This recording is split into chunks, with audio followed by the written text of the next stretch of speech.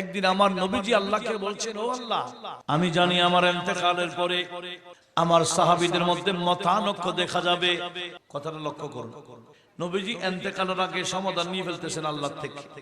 ও আল্লাহ, আমার ইন্তেকালের পরে আমার সাহাবীদের মধ্যে মতানৈক্য দেখা যাবে, এই বিষয়ে আমাকে সমাধান দাও। তখন আমার আল্লাহ বললেন, হে আমার বন্ধু, আপনার সকল সাহাবী আমি আল্লাহর কাছে আকাশের নক্ষত্রের ন্যায়। এমন কোন নক্ষত্র নাই যে নক্ষত্রে আলো নাই। আছে? এমন কোন তারা আছে যে তারাতে আলো নাই? তারা ছাড়া কোনো আলো আছে না? কোন আলো ছাড়া কোনো তারা আছে না? কোন তারার মধ্যে আলো বেশি, কোন তারাতে আলো কম, তবে আলো ছাড়া কোন তারা নক্ষত্র নাই। ঠিক ঠিক, হে আমার বন্ধু নবী, আপনার সকল সাহাবীদের কাছে হেদায়েতের আলো আছে। কোন সাহাবীর কাছে আলো বেশি আছে, কোন সাহাবীর কাছে কম থাকলেও তবে আলো, হেদায়েতের আলো ছাড়া একজন সাহাবী আপনার নাই। কে বলতেছেন? এই কথাটা বলার পরে নবীজি এবার বলতেছেন, আসহাবি কান্নুজুমি ফাবিআইহিম ইক্তাদাইতুম ইহতাদাইতুম। আমার নবীজি এবার ঘোষণা দিয়েছেন, হে আমার উম্মত, কিয়ামত পর্যন্ত যারা আসবা সবার জন্য বলে দিলাম, আসহাবি কান্নুজুমি, আমার সাহাবীগণ আকাশের নক্ষত্রের মতো। ফাবিআইহিম ইক্তাদাইতুম ইহতাদাইতুম, যে কোন একজন সাহাবীকে অনুসরণ করলে তোমরা জান্নাতে পৌঁছে যেতে পারবা। এটা হচ্ছে আল্লাহর ঘোষণা, নবীর ঘোষণা। কিন্তু এখন মোল্লা বলে কি, সাহাবারা সত্যের মাপকাঠি না, ইনাদের মধ্যে ঝগড়াঝাটি হয়েছে। আরে সাহাবীরা নফসানিয়ত দেখাইতে গিয়ে নিজের স্বার্থের জন্য কোনো মারামারি করেন না, যা করেছেন ইসলামের জন্য করেছেন। হ্যাঁ, অনেক সময় ইজতিহাদ করতে গিয়ে ভুল করে ফেলেছেন, এটার মধ্যে গুনাহ হবে না। একটু জোরে বলুন না সুবহানাল্লাহ। এই বিষয়টা বর্তমান সমাজে জেনে রাখা অতীব জরুরি।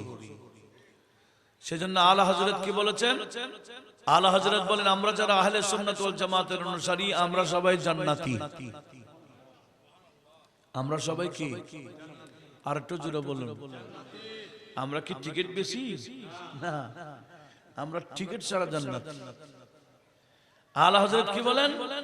আমরা জান্নাতি কেন? বলে দুইটা দল আমরা ধরে বসে আছি, একটার নাম আসহাবে রাসূল আর একটার নাম আওলাদে রাসূল। আমরা আওলাদে রাসূলকে মহব্বত করি, আসহাবে রাসূলকে অনুসরণ করি, দুটোটাকে মজবুত ভাবে ধরি, কোনোটাকে ছাড়ি না। কথা বলুন ঠিক কি না? তো সাহাবারা কি বললেন? ক্বালু জালাসনা নাযকুরুল্লাহ ওয়া নাহমাদাহু।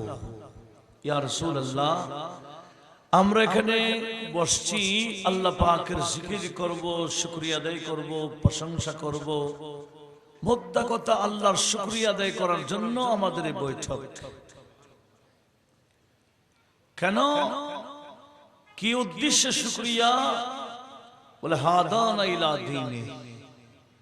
এক নম্বর শুকরিয়া, আল্লাহ পাক আমাদেরকে আপন দ্বীন, মনোনীত ধর্ম ইসলামের দিকে হেদায়েত করেছেন। আরেকটা কারণ হলো মান্নাল্লাহু আলাইনা বিকা ইয়া রাসূলুল্লাহ। হুজুর, আপনাকে আমাদের মাঝে দান করে, আপনাকে আমাদের মাঝে পাঠিয়ে আমার আল্লাহ আমাদের উপর বড় ইহসান করেছেন, আমরা সেটার শুকরিয়া আদায় করছি। একটু জোরে বলি না সুবহানাল্লাহ। সাহাবারা ছোট্ট পরিসরে করেছিলেন, যেই উদ্দেশ্যকে কেন্দ্র করে আজকেও যদি বা বিশাল প্যান্ডেলিং করা হয়েছে, লাইটিং করা হয়েছে, উদ্দেশ্য একটাই। ওনারা যে উদ্দেশ্যে মসজিদে মজলিস করেছিলেন ওনাদের সাধ্য অনুযায়ী, কারণ অধিকাংশ সাহাবারা গরীব ছিলেন, আর যারা ধনী ছিলেন ওনাদের মাল দৌলত এগুলা ইসলাম প্রচারের জন্য, তাবলীগে দ্বীনের জন্য ওনারা খরচ করতেন। এইভাবে অনুষ্ঠান করার সে যোগান ওনাদের ছিল না। সেজন্য ওনারা ছোট্ট পরিসরে এই বিষয়ে অনুষ্ঠান করতেন। কোন বিষয়ে? এক নাম্বার, আল্লাহ যে হেদায়েত দিয়েছেন, মুসলমান হয়েছেন। দ্বিতীয় নাম্বার হলো রাসূল পাককে আমাদের মাঝে পাঠিয়ে আল্লাহ আমাদের উপর বড় ইহসান করেছেন, এটার শুকরানা মাহফিল। একটু জোরে বলুন না সুবহানাল্লাহ। তখন নবীজি বললেন, ক্বাল ওয়াল্লাহি মা আজলাসাকুম ইল্লা লিযালিক। হে আমার সাহাবারা, তোমরা কি কসম করে বলতে পারবা তোমাদের আর কোন উদ্দেশ্য না, এটাই উদ্দেশ্য যে আল্লাহ তোমাদের হেদায়েত দিয়েছেন, আমি নবীকে পেয়ে তোমরা শুকরিয়া আদায় করছো? এই কথাটা কি কসম করে বলতে পারবা? ক্বালু, সাহাবারা বললেন, ওয়াল্লাহি ইয়া রাসূলুল্লাহ, আমরা আল্লাহর কসম করে বলছি, লা নাজলিসু মা জালাসনা ইল্লা লিযালিক। মা জালাসনা ইয়া রাসূলুল্লাহ,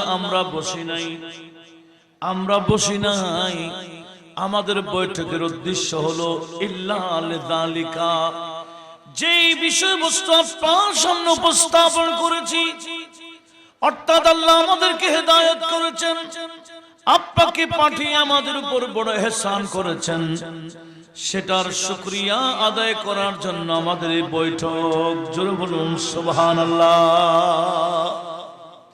সাহাবারা কসম করে বললেন।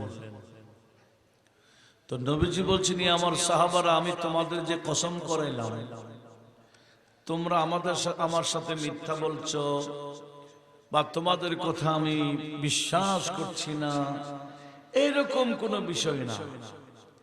বিষয় হলো জানি জিবরাইল আলাইহিস সালাম। এই যে কিছুক্ষণ আগে আমার কাছে হযরতে জিবরাইল আলাইহিস সালাম আসছেন, ফাআখবারানি, অতঃপর জিবরিল আমাকে এই তথ্যটা দিয়েছেন, আন্নাল্লাহ ইউবাহি বিকুম আল মালাইকাতা, আমার আল্লাহ তোমাদেরকে দেখিয়ে দেখিয়ে ফেরেশতাদের সাথে অহংকার করছেন। আল্লাহ তোমাদেরকে দেখিয়ে বলছেন, দেখো হে নূরানি জগতের ফেরেশতারা, আমার বন্ধুর উম্মতেরা, বন্ধুর সাহাবারা বসে কিসের অনুষ্ঠান করছে? শুকরানা অনুষ্ঠান করছে। আমি আমার বন্ধুকে তাদের মাঝে পাঠিয়েছি, এটার উপর তারা খুশি এবং সেটার উপর শুকরিয়ার অনুষ্ঠান করছে। আমি আল্লাহ খুশি। এইভাবে ফেরেশতাদেরকে দেখিয়ে আমার আল্লাহ অহংকার করছিলেন। একটু জোরে বলুন সুবহানাল্লাহ। তাহলে আমরা কি বুঝছি? হাদিসে পাক, সহিহ হাদিস দ্বারা এটা প্রমাণিত হয়েছে, নবীজিকে পেয়ে আল্লাহর শুকরিয়ার অনুষ্ঠান করা, এটা আমার আল্লাহর কাছে অতীব পছন্দনীয় অনুষ্ঠান, অতীব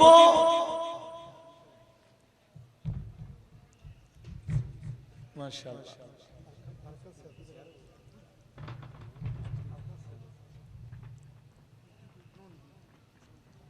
মাশাআল্লাহ, আমাদের হযরত উলামায়ে কেরাম এসে মঞ্চকে আলোকিত করেছেন। একটু জোরে বলি মারহাবা।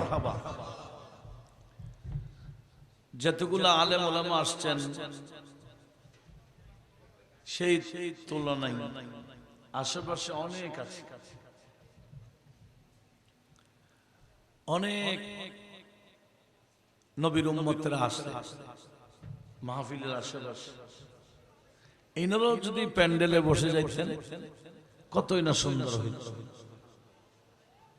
আল্লাহ এবং রাসূল খুশি হচ্ছেন। কথা বলুন, ঠিক না? সেজন্য অনুরোধ জানাবো, দেরি না করে এই ধরনের অনুষ্ঠানগুলোকে আমাদের ঈমান আকীদার জন্য প্রশিক্ষণ কর্মশালা হিসাবে আমাদেরকে গ্রহণ করা দরকার, ঠিক না? যে আলোচনাগুলো হয় এগুলো আমাদেরকে গুরুত্ব দিতে হবে, ধারণ করতে হবে এবং অপরকে বোঝাইতে হবে। তাহলে আজকে আমি শুরুতে যে হাদিসখানা উপস্থাপন করেছি সিহাসিত্তার 3টা কিতাব থেকে, এটা তো আর মামুলি বিষয় না। এটা আমরা যে নবীজির মিলাদের অনুষ্ঠান করি, এই অনুষ্ঠানকে নিয়ে অনেকে বেদাত বেদাত চিল্লায়। কেন? এদের কাছে কোরআন সুন্নাহর কোনো দখল নাই। এরা যদি কোরআন সুন্নাহর বিষয়টা বুঝতো, নবীজির মিলাদের অনুষ্ঠানকে কেন্দ্র করে যে সমস্ত অনুষ্ঠান আমরা সাজাই, একটাও শরীয়ত বিরোধী কোন অনুষ্ঠান নাই, আছে নাকি? আমরা কি মিলাদুন নবীকে কেন্দ্র করে ডিজের অনুষ্ঠান করি? না, ব্যান্ড করা হয় না। প্যাকেজ কি নারী পুরুষ একসাথে নাচানাচির অনুষ্ঠান হয়? শরীয়ত বিরোধী কোন অনুষ্ঠান আমরা মিলাদকে কেন্দ্র করে করি না। আমরা যাই করি আল্লাহ এবং রাসূল খুশি হন ওই ধরনের অনুষ্ঠানের মাধ্যমে আমরা মিলাদকে সাজাই। কথা বলুন ঠিক কি না? যার কারণে ইবলিসের মাথা খারাপ হয়ে যায়। কারণ ইবলিস দেখতে পায় মিলাদুন নবীর অনুষ্ঠান যারাই করে মহব্বতে এবং যারাই আসে, এদের আসার সময় গুনাহ থাকলেও যাওয়ার সময় গুনাহ থাকে না। আল্লাহর বান্দাদের গুনাহ যে কাজে ক্ষমা হয়ে যায়, সেই কাজ ইবলিসের জন্য বড় মারাত্মক। ইবলিস এগুলো সহ্য করতে পারে না। ইবলিস খুশি হয় আল্লাহর বান্দারা যখন গুনাহে লিপ্ত হয়ে যায়। একটু বড় আওয়াজ বলুন না নাউজুবিল্লাহ। আর আমার আল্লাহ কোরআনে পাকে ইবলিসকে সম্বোধন করে বলেছেন, লা আমলা আন্না জাহান্নামা মিনকা ওয়া মান তাবিয়াকা। ইবলিস, তুই এবং তোর অনুসারী দিয়ে আমি আল্লাহ জাহান্নামকে ভরপুর করে দেব। আর নবীজিকে বলেছেন, ইয়া রাসূলুল্লাহ, আপনাকে যারা মানার মতো মানবে আমি এদেরকে জান্নাতুল ফেরদাউসের মধ্যে মেহমান নামাজের ব্যবস্থা করব। এদেরকে আমি মেহমান দানি করব জান্নাতে নিয়ে গিয়ে। একটু জোরে বলুন না সুবহানাল্লাহ। সেজন্য আমার নবীজিও বলেছেন, হাদিস কানা বুখারী তো আছে, কুল্লু উম্মতি ইয়াদখুলুনাল জান্নাহ। নবীজি বলেন আমার সকল উম্মত জান্নাতে যাবে, ইল্লা মান আবা। হ্যাঁ, যারা অস্বীকার করবে এরা জান্নাতে যেতে পারবে না। সাহাবারা বললেন, মান আবা ইয়া রাসূলুল্লাহ, হুজুর আপনাকে অস্বীকার কে করে একটু খুলে বলুন। তখন নবীজি বলেন, মান আতানি দাখালাল জান্নাহ। যে আমি নবীর আদেশ নিষেধ যথাযথভাবে পালন করবে, আমি যা হুকুম দিয়েছি সেগুলো পালন করবে, আর যা নিষেধ করেছি এগুলাকে বর্জন করে, ওই বান্দা, ওই আমার উম্মত, ওই আল্লাহর বান্দা অবশ্যই জান্নাতে যাবে। জোরে বলুন সুবহানাল্লাহ। ওয়ামান আসানি, আর আমি করতে বলেছি একটা সেটা করে না, বরঞ্চ আমি যা করতে নিষেধ করেছি সেগুলা বেশি করে, আমি নবীর অবাধ্য চলে আমার আদেশগুলা পালন করে না, বরঞ্চ যা নিষেধ করেছি সেগুলা পালন করে, এরকম বান্দা যারা আছে এরা আমি নবীকে মানে না, আমার অবাধ্য। এ আমার যারা অবাধ্য এরা জাহান্নামে যাবে। উচ্চ আওয়াজে বলুন নাউজুবিল্লাহ। নবীজির উম্মতের মধ্যে বর্তমানে অবাধ্য কি কম না বেশি? একটু বলেন। নবীজির বাধ্য উম্মতের চেয়েও অবাধ্য উম্মত এর সংখ্যা বেশি।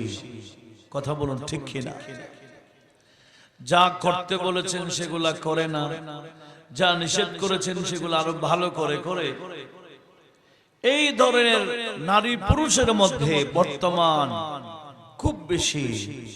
আল্লাহ সবাইকে এই বিষয়টা বুঝে নেওয়ার তৌফিক দান করুক যে নবীজির অবাধ্য হয়ে গেলে জান্নাতে যাওয়া যাবে না, জাহান্নামে যেতে হয়।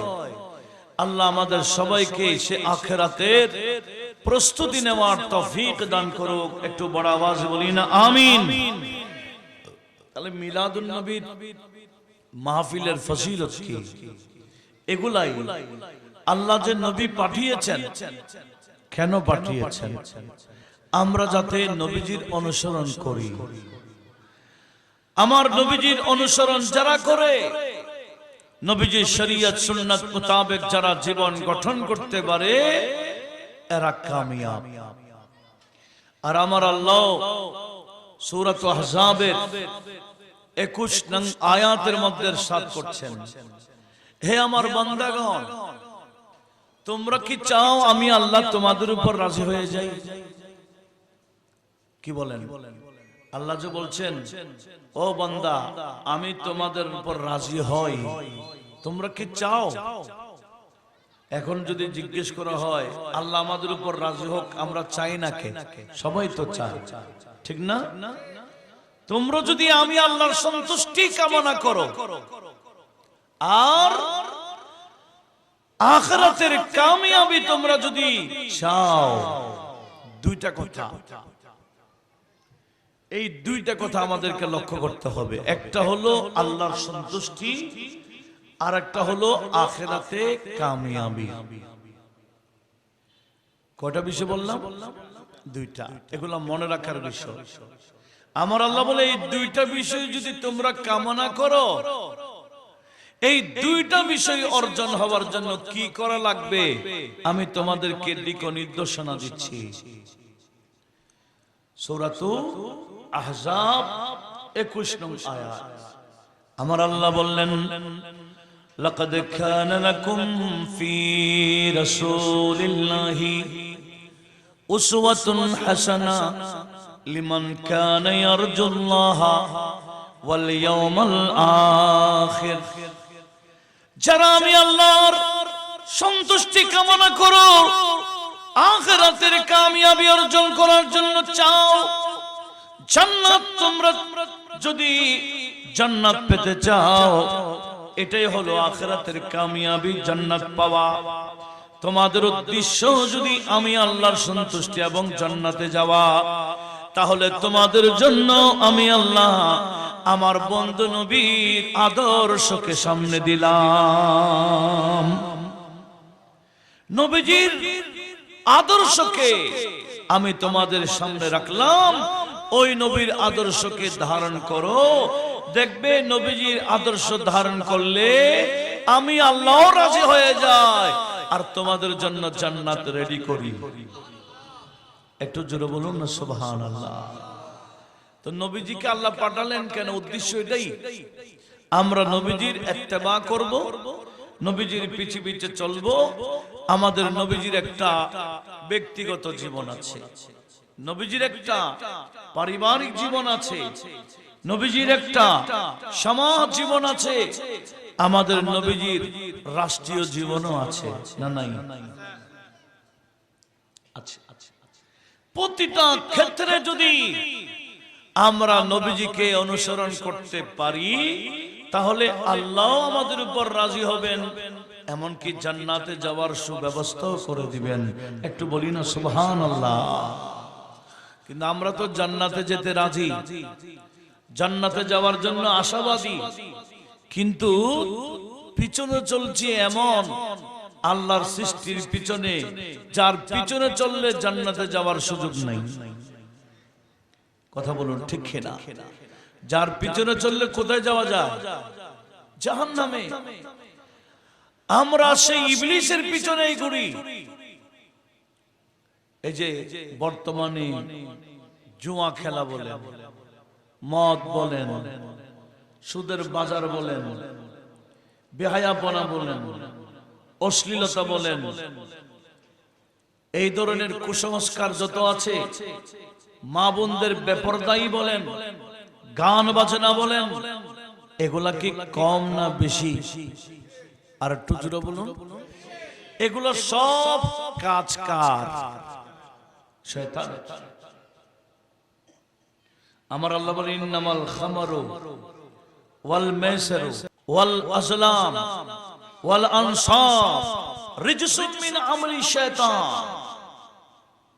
আমার আল্লাহ বললেন, হে আমার বান্দাগণ শোনো, নিশ্চয়ই মদ খাওয়া, যেগুলা খাইলে আকল ঠিক থাকে না, ওই মদের নাম যেটাই হোক, এটা পানীয় হোক, এটা ট্যাবলেট জাতীয় হোক, যেটাই হোক, যেটা খাইলে বা পান করলে আকল নষ্ট হয়ে যায়, ওই ধরনের এগুলা হলো শয়তানের কাজ।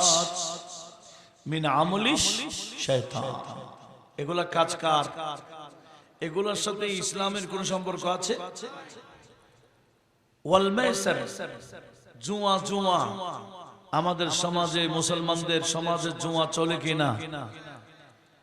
ঘরে ঘরে জুয়া, অনলাইনে জুয়া, অফলাইনে তো আছেই, অনলাইনও চলে না।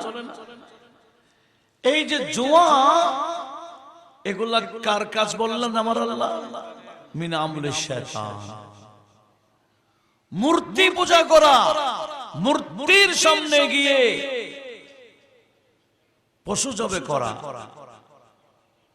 বিভিন্ন তীর বা অন্যান্য জিনিস দিয়ে ভাগ্য পরীক্ষা করা, তকদিরের উপর বিশ্বাস না রাখা, এগুলা মিন আমলিশ শায়তান। তাহলে এই কাজের মধ্যে বর্তমান মুসলমান কম না বেশি? বেশি। তারপরে গান বাজনা শিখাইলো কে? একটু জোরে বলেন না। এই বনি আদমকে শিরিক শিখাইলো, পূজা শিখাইলো শয়তান, গান বাজনা শিখাইলো শয়তান। কিভাবে জানেন? ওই আল্লাহ পাক সূরাত আহজাবের মধ্যে নারী জাতিকে বলেছেন, ওয়ালা তাবাররাজনা তাবাররুজাল জাহিলিয়াতিল উলা। এই নারী সমাজ, জাহেলিয়াতে উলার আগের প্রথম জাহেলি যুগের মহিলারা যেভাবে বেপরদাই রাস্তায় ঘাটে ঘুরতো, তোমরা আমার বন্ধুর উম্মতের নারীরা খবরদার, তোমরা ঘরে অবস্থান করবা, বাহিরে গেল পর্দা সহকারে যাইবা। একটু জোরে বলুন না সুবহানাল্লাহ। এক আদেশ কার? আমার আল্লাহ বলে ওয়াকারনা ফি বুয়ুতিকুন্না। যদিও বা খেতাব নবীজির স্ত্রীগণ, কিন্তু হুকুম আম, সবার জন্য। আল্লাহ বলে ওয়াকারনা ফি বুয়ুতিকুন্না, আয় নারী সমাজ, তোমাদের উচিত ঘরে অবস্থান করা। ওয়ালা তাবাররাজনা তাবাররুজাল জাহিলিয়াতিল উলা। প্রথম জাহিলি যুগের নারীরা যেভাবে পর্দায় বেপর্দায় ঘুরতো, অশ্লীলতায় ঘুরতো, তোমরা সেভাবে ঘর থেকে বের হইও না। উচ্চ আওয়াজে বলুন সুবহানাল্লাহ। এই আদেশ কার? না আমাদের হুজুরদের? কি আমরা কি পর্দা পর্দা কি হুজুররাই করি না আল্লাহ দিয়েছে? তো একটা হলো জাহিলিয়াতে উলা, আর একটা হলো জাহিলিয়াতে উখরা। তো উলা এটা কি? এটার বর্ণনা আসছে, সেটি হলো হযরতে ইদ্রিস আলাইহিস সালামকে আসমানে উঠাই নেওয়ার পর একটা জাহিলিয়াত শুরু হয়েছিল। আল্লাহর নবী হযরতে ইদ্রিস আলাইহিস সালাম, যাকে আমার আল্লাহ 30টি আসমানি সহিফা দিয়েছিলেন। কয়টি? 30টি। উনি মানুষকে ডেকে ডেকে শুধু দরস দিতেন, সেজন্য ওনার নাম হয়ে গেছে ইদ্রিস। নতুবা ওনার নাম ইদ্রিস ছিল না। ইদ্রিস মানে যিনি বেশি দরস দেন। ওনার নাম ছিল আখনুখ। ইনি বেশি বেশি দরস দিতেন বিদে ওনার নাম ইদ্রিস হয়ে গেছে। তো ওনার সাথে আসমানি জগতের এক ফেরেশতার বন্ধুত্ব হয়েছিল। আমরা কি ফেরেশতা দেখি? একটু কথা বলেন। আমরা কি ফেরেশতা দেখি? ফেরেশতা নূরের, আমাদের চোখে সে নূর নাই বিদায় আমরা আল্লাহর ওই নূরই ফেরেশতা দেখি না। হ্যাঁ, কিছু বান্দা আছে চোখ বান্দা, কিন্তু নূরি পাওয়ার, আল্লাহর নূরানি পাওয়ার ওখানে ঢুকে দিয়েছেন আমার আল্লাহ। বান্দার চোখের ভিতরে কে ঢুকাইছেন নূর? আর একটু জোরে বলুন। সেজন্য তিরমিজি শরীফেরও হাদিস আছে, নবীজি বলেন ইত্তাকু ফিরাসাতুল মুমিন ফাইন্নাহু ইয়াজুরু বিনূরিল্লাহি। নবীজি বললেন, এই আমার উম্মত, আল্লাহর কিছু মুমিন বান্দার বদনজর থেকে তোমরা বেঁচে থাকিও। ওনাদের সামনে বেয়াদবি করিও না, ওনাদের ফেরাসত থেকে বেঁচে থাকবা। কেন? ফাইন্নাহু ইয়াজুরু বিনূরিল্লাহ, আল্লাহর ওই বান্দাগণ আল্লাহর স্পেশাল নূরে দেখে।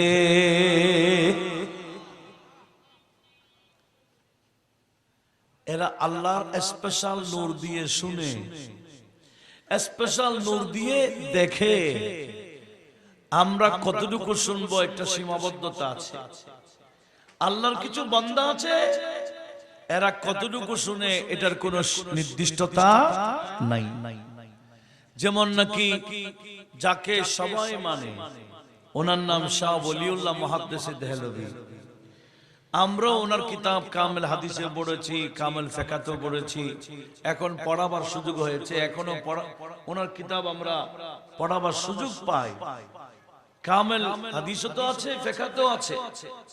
মাস্টার্স লেভেলে যে যার কিতাব পড়ানো হয়, ওনার নাম শাহ ওলিউল্লাহ মুহাদ্দিস দেহলভী। ওনাকে মানে না এমন কোন মুসলিম ভারতবর্ষে নেই, সব গ্রুপের মানুষরাই মানে। ওনার একটা কিতাব আছে ইজালাতুল খিফা, সেই কিতাবের মধ্যে বর্ণনা করছেন একদিন ফারুক আযম রাদিয়াল্লাহু তাআলা জুমার খুতবা দিচ্ছিলেন। উনি যাদের সামনে খুতবা দিচ্ছেন এদের ভাষাও কি? আরবি। খুতবাও কি? আরবি। তো যাদের সামনে খুতবা দিচ্ছেন ওনারা বুঝতেছেন না, আগের সাথে পরের মিল নাই। হঠাৎ করে উনি খুতবার মধ্যখানে চিল্লানো শুরু করেছেন, লাব্বাইক লাব্বাইক লাব্বাইক। আরবিতে লাব্বাইক বলে কেউ ডাকলে, উনি যখন লাব্বাইক লাব্বাইক বলা শুরু করলেন, মানুষ পিছনে দেখতেছে কে ওনাকে ডাকে। দেখছেন না, কোনো নাদি নাই, কোনো আহ্বানকারী নাই, কেউ ওনাকে আহ্বান করতে দেখা যাচ্ছে না। আর উনি লাব্বাইক লাব্বাইক বলে চিল্লাচ্ছেন, অথচ খুতবার সাথে মিল নাই লাব্বাইকের। এখন তো খুতবা চলছে, কথাও বলা যাচ্ছে না। নামাজ যখন শেষ হয়ে গেল, যারা লক্ষ্য করেছেন ওনারা আদর সহকারে ফারুক আযমের কাছে অনুরোধ করলেন, ওগো আমিরুল মুমিনিন, আজকে খুতবা চলাকালীন অপ্রাসঙ্গিক একটা কাজ করেছেন আপনি। কাউকে আপনাকে ডাকতে শুনি নাই, আপনাকে আহ্বান করেছে এরকম কাউকে দেখিও নাই। আপনি লাব্বাইক লাব্বাইক কেন বলেছেন? ফারুক আযম বললেন, তোমরা না শুনলে কি হয়? আমাকে আহ্বান করেছেন যিনি, ওনার আহ্বান তো আমি শুনেছি। আহ্বানটা আমাকে করেছে মদিনা থেকে নয়, মিশর থেকে। কোত্থেকে? বলে কিরকম? বলে মিশরের সেনাপতি আমর ইবনে সাদ, উনি ওনার সৈন্য একজনকে শাস্তি স্বরূপ পানির মধ্যে নামাই দিয়েছেন। শীতের মৌসুম চলছে, ওনার গায়েও জ্বর উঠে গেল। সেনাপতি লক্ষ্য করে নিয়ে ওনাকে পানিতে নামাই দিলেন। আর ওই সেনা, ওই সৈন্য নীল নদী থেকে ওয়া উমারা ওয়া ওমর বলে চিৎকার করেছিল মিশরের নীল নদী থেকে, আর আমি ওমর মদিনার মিম্বর থেকে জবাব দিয়েছিলাম। ফারুক আজম যদি মিশর থেকে ওয়া ওমর বলে ডাক দিলে শুনে, আর আমরা ইয়া নবী সাল্লাল্লাহু আলাইহি বলে নবী শুনে না। একটা বই আছে সুন্নাত বেদাতের সঠিক পরিচয়, এটা আমার ব্যক্তিগত লাইব্রেরিতে আছে। এই বইয়ের মধ্যে লিখে দিয়েছেন, কেউ যদি নবীজি শুনে সেটা খেয়াল করে ইয়া নবী সাল্লাম আলাইকা বলে সালাম দেয়, তাহলে কাফের হয়ে যাবে। সুন্নাত বেদাতের সঠিক পরিচয়। নাম নেওয়ার দরকার, এটা বিশাল আল্লামা লিখেছে। হ্যাঁ, মার্কেটে নাই বলছে বইটা, আমার কাছে আসছে, আমি আন্ডারলাইন করছি। যিনি স্বাভাবিক মরা মরেন নাই, খুব লাঞ্ছিত হয়ে মরেছেন। আবার লাঞ্ছনা করার জন্য আমরাও যাইনি, আমরা যারা মিলাদের পক্ষে উরুসের পক্ষে, আমরাও যেন লাঞ্ছনা করতে যাইনি, ওনার ছাত্ররা ওনাকে লাঞ্ছিত করেছেন। এটা মূলত মায়ের কার,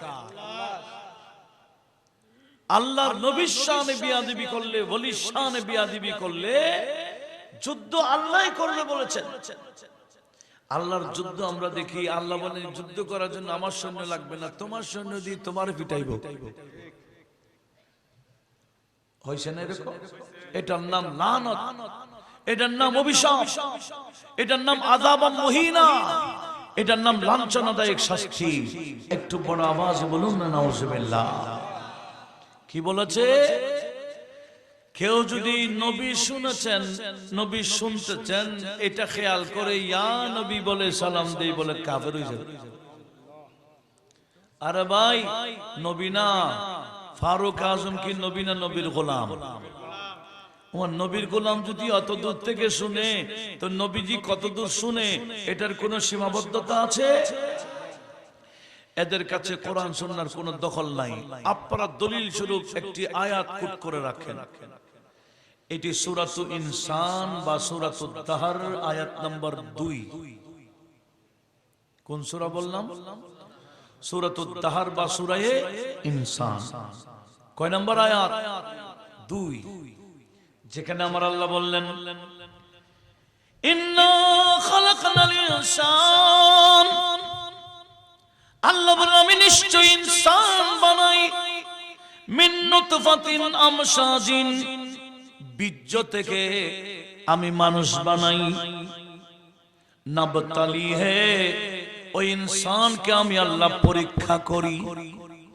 আমি আল্লাহর পরীক্ষায় যখন তারা পাশ করে ফেলে, ফাজআলনাহু সামিআম বাসীরা, ওই বান্দাকে আমি আল্লাহ সামি বানাই দিই, ওই বান্দাকে আমি আল্লাহ বসির বানাই দিয়ে দিই।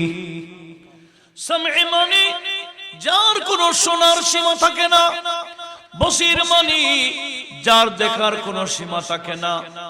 বসির মানে যিনি হাজারো পার্টিশনও দেখে, বসির মানে যিনি যারা মানুষের অন্তরের খবরও জানে। সামি মানে অন্তরে অন্তরে মনে মনে কিছু বললে এটাও শুনে। আল্লাহ বলে এগুলো আমি আল্লাহর গুণ, সামি এটা আমার গুণ, বসির আমার গুণ। যেই বান্দারা আমার পরীক্ষায় পাশ হয়ে যায়, আমি আল্লাহ তাদেরকে আমার গুণে গুণান্বিত করে দিই। তো বেশ কম কি? বেশ কম হলো সামি বসির আমি আল্লাহ নিজে নিজে, আর আমার বান্দারা সামি বসির নিজে নিজে হয় না, আমি বানাই। কে বানাই? ফাজআলনাহু, তাকে আমি বানাই দিই। আল্লাহ বলে আমি বানাই। সামি বসির নিজে আমি আল্লাহ নিজে নিজে, আর বান্দাকে সামি বসির আমি আল্লাহ বানাই দিই। তখন ওই বান্দারা কাছ থেকে যেভাবে শুনে, দূর থেকেও সেভাবে শুনতে পায়। একটু জোরে বলুন না সুবহানাল্লাহ। কোরআন শরীফে যদি এরকম দলিল থাকে, না মানলে, অবিশ্বাস করলে তাকে কি আর মুসলমান মুমিন বলা যাবে? না, মুসলমান বলা যাবে, এটার নাম মুনাফিক মুসলমান। মুসলমান কয় প্রকার? একটা মুমিন মুসলমান আর একটা মুসলমান কি মুনাফিক মুসলমান। সেজন্য কোরআন শরীফে ও সূরা দুই প্রকার। সূরার মধ্যে কিছু নামও দিয়েছেন, সূরা মুমিনুন, সূরা মুনাফিকুন, সেখানে সূরা আল মুসলিমুন নাই, আছে কেন? মুনাফিকেরও বজাহির প্রকাশ্যভাবে মুসলমান, মুমিনও মুসলমান, মুনাফিকও মুসলমান।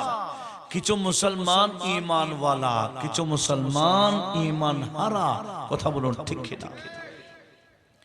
এটা না মানলে তো হবে না, এটা তো কোরআন। লক্ষ্য করি তাহলে আমার আল্লাহ কি বলেছেন? বান্দাকে আমি বানাই, বানাবার পরে পরীক্ষা করি, পরীক্ষায় যখন পাস হয়ে যায় তখন সমী এবং বসির বানাই দিই। এটা গরিব নামাজের মাস। ফাতিহা কয়েকদিন আগে গেছে না, এক আশিক বলে খাজা গরিব নামাজের মাজার যদিও বা দূরে, আমরা এখান থেকে ডাক দিল বরাবর শুনে। কিভাবে শুনে? ওই যে আল্লাহ বলেছেন ফাজআলনাহু সামিআম বাসীরা।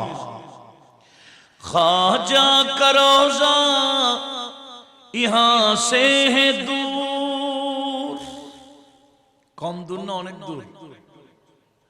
খাজা কা রওজা ইহাं से है दूर, लेकिन सदा वो सुनते हैं जरूर।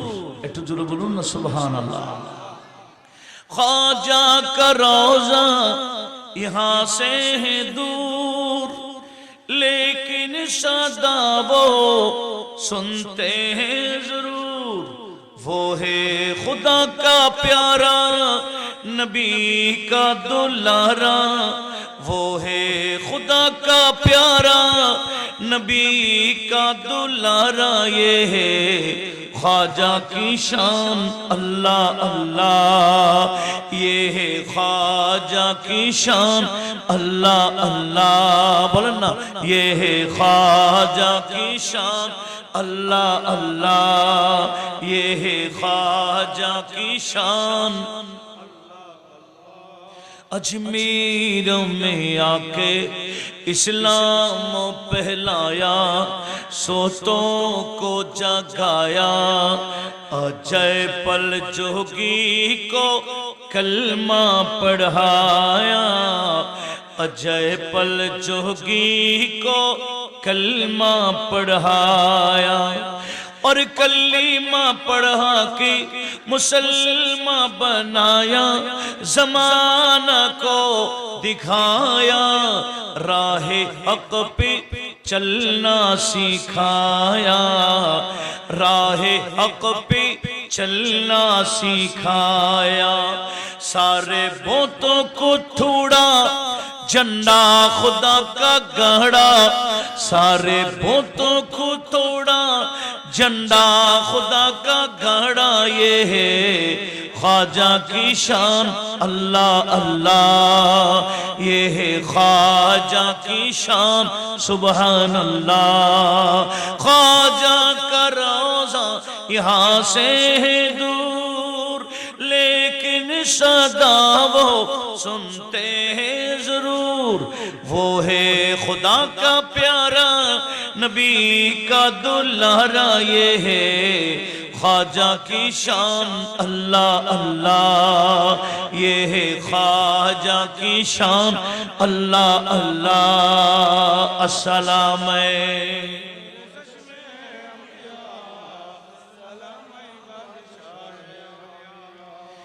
আল্লাহর নবীগণ ওলিগণ নিজের ক্ষমতায় দেখে শুনে না আল্লাহ ক্ষমতা দিয়েছেন? কেমনে শুনে নবীজি? এটা মেরাজ বুঝলে আর অবিশ্বাস করবে না। এটা কোন মাস? মেরাজের মাস। মেরাজের মাস। জিবরিল বলেন মেরাজের রাত্রে নবীকে নবীকে শায়িত করে আমি নবীজির সিনাকে অপারেশন করলাম। আল্লামা বদরুদ্দিন আইনি উমদাতুল কারি শরহে সহিহুল বুখারীতে এই হাদিসগুলো নোট করেছেন। কি জিবরিল বললেন আমি নবীজির সিনাকে অপারেশন করলাম, নবীজির ভিতর থেকে কলব বের করলাম, দেখলাম কলবুন সাদীদ, একেবারে তুলতুলে কোমল কলবটা, ফিহে আইনানে তুবসরান ওয়া উযনানে তাসমাআন।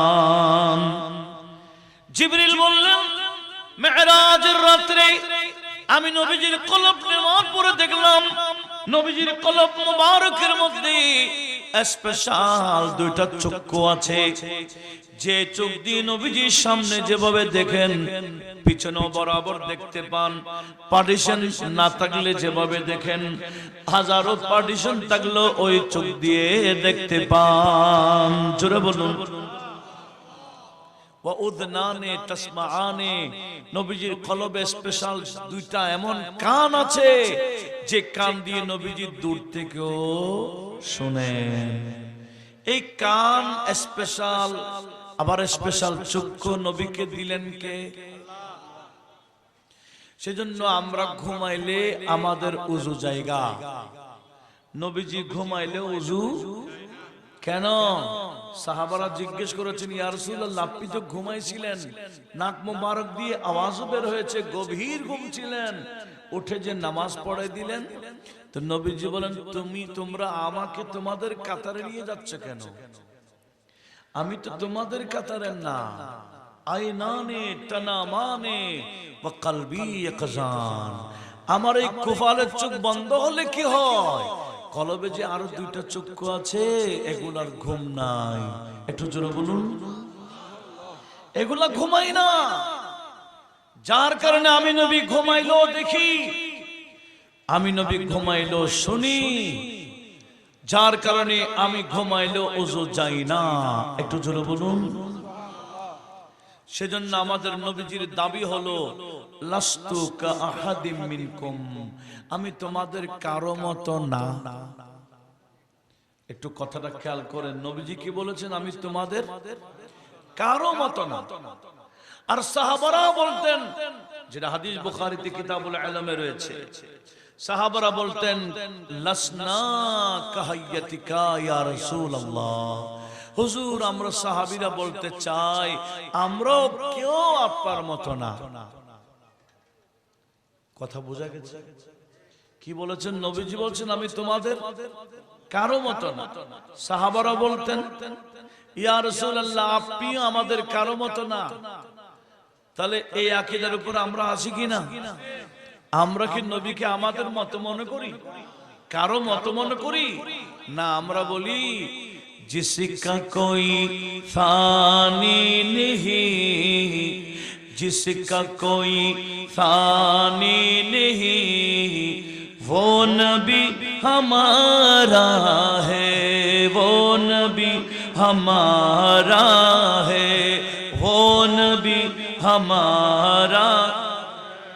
अरे जिसका कोई फानी नहीं, जिसका कोई फानी नहीं, वो नबी हमारा है, मुस्तफा की अज़ीमती का, मुस्तफा की अज़ीमती का हद है ना किनारा है, वो नबी हमारा है। सलातुनिया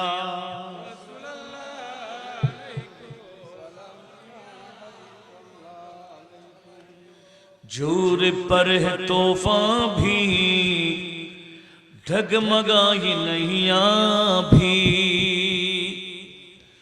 जोर पर है तोहफा भी, डगमगाई नैया भी, आप जब करम कर दे या रसूल अल्लाह, ইয়া হাবিবাল্লাহ ইয়া রাসূলুল্লাহ ইয়া হাবিবাল্লাহ आप जब करम कर दे तो सामने किनारा है सलातुनिया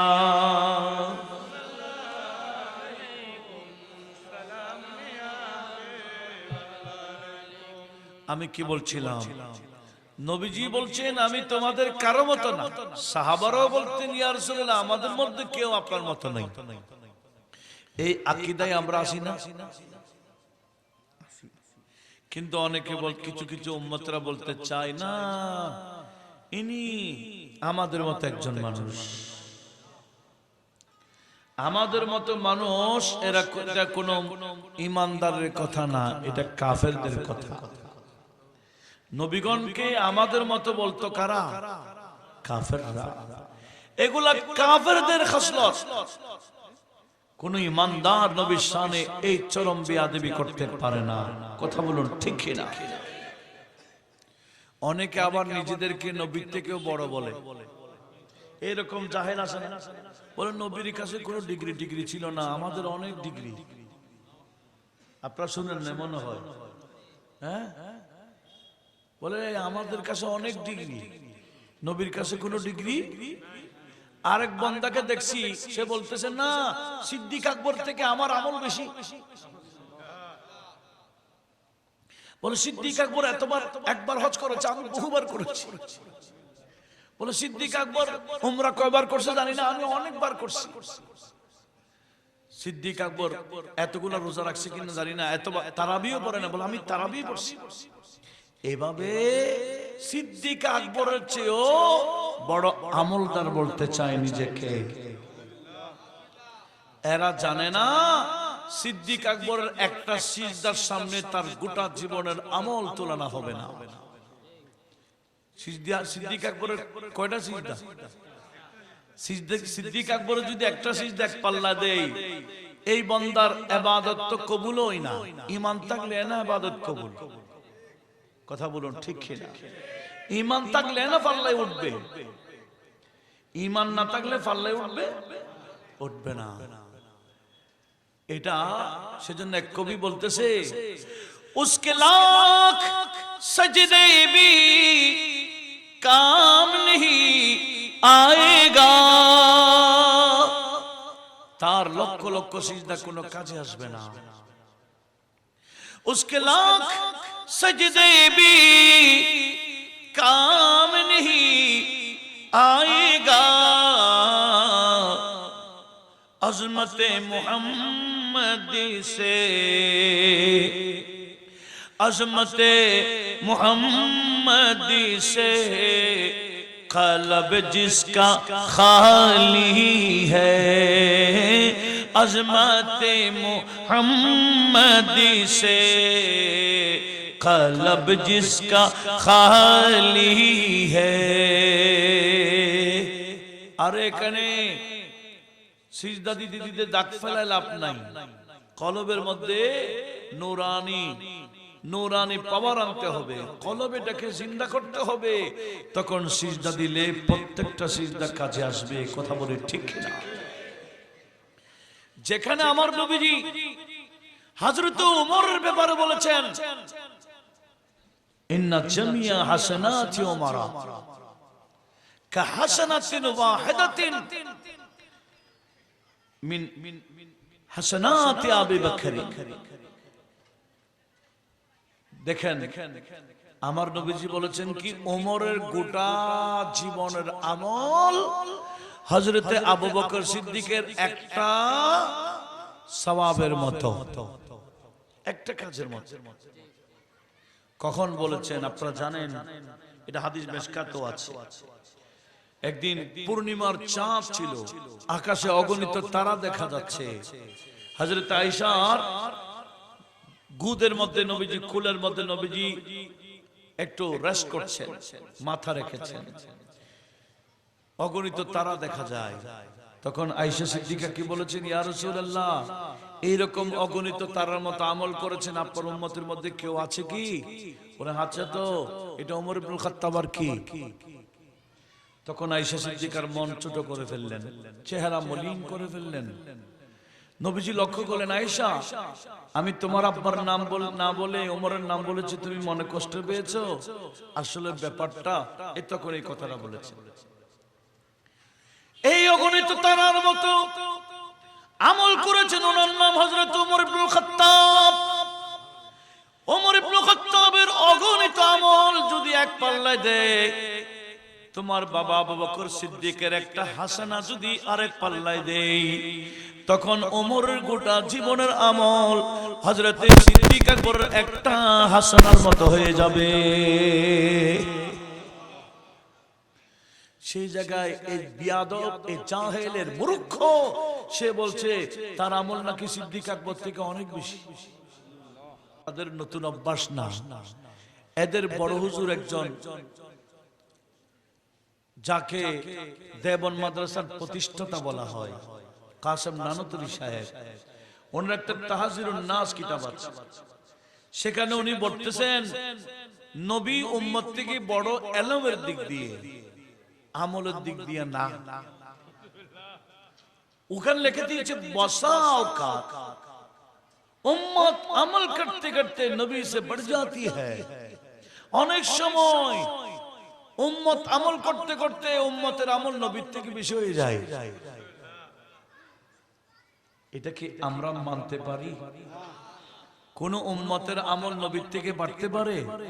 আমরা সবাই মিলে গোটা জীবনভর সিজদা দিল, নবীর একটা সিজদার মতো কি হবে? সেই জায়গায় বলে দিয়েছে কি, নবীর উম্মত, নবীর আমল না উম্মতের আমল নাকি নবীর থেকে মাঝে মাঝে বেড়ে যায়। একটু বড় আওয়াজে বলুন নাউজুবিল্লাহ। অথচ হাদিস বুখারীতে আছে, তাও কিতাবুল ইলমে আছে। নবীজি বলেন, ইন্নী আ'লামুকুম ওয়া আতকাকুম, হে আমার উম্মত, আমি নবী তোমাদের মধ্যে সেরা জ্ঞানী এবং সেরা মুত্তাকি। নবীজি বলছেন, আমি তোমাদের মধ্যে সেরা জ্ঞানী আবার সেরা মুত্তাকি। আমার চেয়ে, আমার মতো এরকম জ্ঞানী তোমাদের মধ্যে কেউ নাই, আমার মতো এত বড় মুত্তাকিও তোমাদের মধ্যে কেউ নাই। একটু জোরে বলুন না সুবহানাল্লাহ। নবীজি বলেছেন কি, এই জাহেল জোহালারা বলে কি? আল্লাহ আমাদের সবাইকে এই নবীজির এবং সাহাবায়ে কেরামের এই বাণীর উপর আস্থা রাখার তৌফিক দান করো। সেজন্য আমার আল্লাহ কোরআন শরীফে কি বলেছেন জানেন? পারলে নোট রেখে দিয়েন, কোরআন শরীফের দলিলগুলা নোট রাখবেন। সূরা বাকারা আয়াত নম্বর 137, যেখানে রব্বুল আলামিন বলেন, ফাইন আমানু বিমিসলি মা আমানতুম বিহি ফাকাদ ইহতাদাও। রব্বুল আলামিন বন্ধুর সাহাবীদেরকে সম্বোধন করে বলেছেন, হে আমার বন্ধু সাহাবাগণ, তোমরা যেভাবে ঈমান এনেছো, তোমাদের অনুসরণে এরাও যদি ঈমান আনে, আমি আল্লাহ বলে দিলাম, তোমরা আমার বন্ধুর সাহাবারা যেভাবে হেদায়েতের উপর আছো, রাস্তার উপর আছো, জান্নাতের রোডে আছো, ঠিক তোমাদের অনুসরণ যারা করবে এরাও জান্নাতের রোড পেয়ে যাবে। কে বলতেছেন? আল্লাহ বলেন না, কে? সাহাবীদের অনুসরণ করলে জান্নাতের রাস্তা পাওয়া যাবে বলে আমার আল্লাহ ঘোষণা দিয়েছেন। কিন্তু কিছু কিছু বান্দারা বলে, না, সাহাবাদের মধ্যে ঝগড়া হয়ে গেছে, এদেরকে তেমন মানা যাবে না, ইনাদেরকে সত্যর মাপকাঠি বলা যাবে না। নাউজুবিল্লাহ বলবেন না? আপনাদের এই বিষয়ে একটু সতর্ক থাকার দরকার আছে কিনা? হ্যাঁ, কি বলছে যে সাহাবীরাও সাহাবীদের মধ্যে ঝগড়াঝাটি হয়েছে, এনাদেরকে মানা যাবে না, সত্যের মাপকাঠি মানা যাবে না। অথচ এই বিষয়ে সমাধান আমার আল্লাহ দিয়েছেন। সমাধানটা একটু শোনার দরকার আছে কিনা? খুব গভীরভাবে শুনতে হবে। এই বর্তমান সমাজে আমি এখন যেটা বলবো, এটাকে ধারণ করে রাখা অতীব জরুরি। হাদিসটা মিশকাতও আছে, রসিনের হাদিস, দালাইলুন নবুওয়াতও রয়েছে হাদিসখানা। একদিন আমার নবীজি আল্লাহকে বলছেন, ও আল্লাহ, আমি জানি আমার ইন্তেকালের পরে আমার সাহাবীদের মধ্যে মতানৈক্য দেখা যাবে। কথাটা লক্ষ্য করুন, নবীজি ইন্তেকালের আগে সমাধান নিয়ে ফেলতেছেন আল্লাহ থেকে। ও আল্লাহ, আমার ইন্তেকালের পরে আমার সাহাবীদের মধ্যে মতানৈক্য দেখা যাবে, এই বিষয়ে আমাকে সমাধান দাও। তখন আমার আল্লাহ বললেন, হে আমার বন্ধু, আপনার সকল সাহাবী আমি আল্লাহর কাছে আকাশের নক্ষত্রের ন্যায়। এমন কোন নক্ষত্র নাই যে নক্ষত্রে আলো নাই। আছে? এমন কোন তারা আছে যে তারাতে আলো নাই? তারা ছাড়া কোনো আলো আছে না? কোন আলো ছাড়া কোন তারা আছে না? কোন তারার মধ্যে আলো বেশি, কোন তারাতে আলো কম, তবে আলো ছাড়া কোন তারা নক্ষত্র নাই। ঠিক ঠিক, হে আমার বন্ধু নবী, আপনার সকল সাহাবীদের কাছে হেদায়েতের আলো আছে। কোন সাহাবীর কাছে আলো বেশি আছে, কোন সাহাবীর কাছে কম থাকলেও তবে আলো, হেদায়েতের আলো ছাড়া একজন সাহাবী আপনার নাই। কে বলতেছেন? এই কথাটা বলার পরে নবীজি এবার বলতেছেন, আসহাবি কান্নুজুমি ফাবিআইহিম ইকতাদাইতুম ইহতাদাইতুম। আমার নবীজি এবার ঘোষণা দিয়েছেন, হে আমার উম্মত, কিয়ামত পর্যন্ত যারা আসবা সবার জন্য বলে দিলাম, আসহাবি কান্নুজুমি, আমার সাহাবীগণ আকাশের নক্ষত্রের মতো। ফাবিআইহিম ইকতাদাইতুম ইহতাদাইতুম, যে কোন একজন সাহাবীকে অনুসরণ করলে তোমরা জান্নাতে পৌঁছে যেতে পারবা। এটা হচ্ছে আল্লাহরও ঘোষণা, নবীরও ঘোষণা। কিন্তু এখন মোল্লা বলে কি, সাহাবারা সত্যের মাপকাঠি না, ইনাদের মধ্যে ঝগড়াঝাটি হয়েছে। আরে সাহাবীরা নফসানিয়ত দেখাইতে গিয়ে নিজের স্বার্থের জন্য কোনো মারামারি করেন না, যা করেছেন ইসলামের জন্য করেছেন। হ্যাঁ, অনেক সময় ইজতিহাদ করতে গিয়ে ভুল করে ফেলেছেন, এটার মধ্যে গুনাহ হবে না। একটু জোরে বলুন না সুবহানাল্লাহ। এই বিষয়টা বর্তমান সমাজে জেনে রাখা অতীব জরুরি। সেজন্য আলা হযরত কি বলেছেন? আলা হযরত বলেন, আমরা যারা আহলে সুন্নাত ওয়াল জামাতের অনুসারী, আমরা সবাই জান্নাতি। আমরা সবাই কি? আর একটু জোরে বলুন। আমরা কি টিকিট বেশি? না, আমরা টিকিট ছাড়া জান্নাত। আলা হযরত কি বলেন? আমরা জান্নাতি কেন? বলে দুইটা দল আমরা ধরে বসে আছি, একটার নাম আসহাবে রাসূল আর একটার নাম আওলাদে রাসূল। আমরা আওলাদে রাসূলকে মহব্বত করি, আসহাবে রাসূলকে অনুসরণ করি, দুটোটাকে মজবুত ভাবে ধরি, কোনোটাকে ছাড়ি না। কথা বলুন ঠিক কিনা? সেজন্য আলা হযরত বলেন, আহলে সুন্নতি কাহে বেড়া পারে আসহাবে হুজুর। একটু বলুন না মারহাবা। আহলে সুন্নাত কাহে বেড়া পারে আসহাবে হুজুর, नज्म है और ना वो है, नज्म है और ना वो है, इतरत रसूलुल्लाह की नज्म है और ना वो है, इतरत रसूलुल्लाह की। तुझसे और जन्नत से क्या मतलब, बातिलो दूर हो, हम रसूलुल्लाह के, हम रसूलुल्लाह के, जन्नत रसूलुल्लाह की, हम रसूलुल्लाह के, जन्नती रसूलुल्लाह की सलात निया